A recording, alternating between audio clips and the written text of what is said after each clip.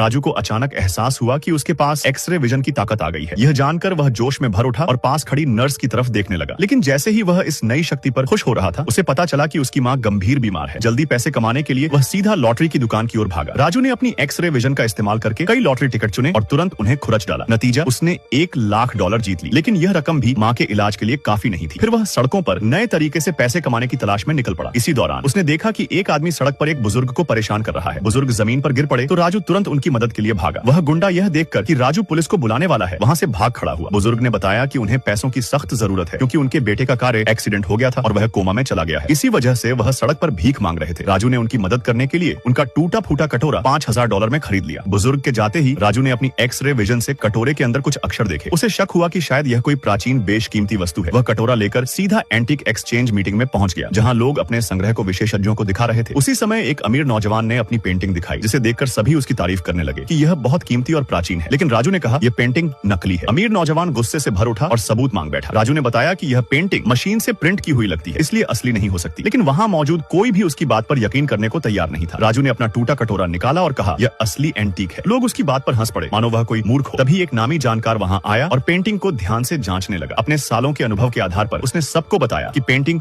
वाकई नकली है। यह सुनकर सभी हैरान रह गए। इसी बीच विशेषज्ञ की नजर राजू के हाथ में पकड़े कटोरे पर पड़ी। जब उसने उसे उठाकर जांचा तो उसके चेहरे पर हैरानी छा गई। उसने बताया ये कोई आम कटोरा नहीं बल्कि प्राचीन सम्राट का कटोरा है, जिसकी कीमत कम से कम $5 करोड़ है।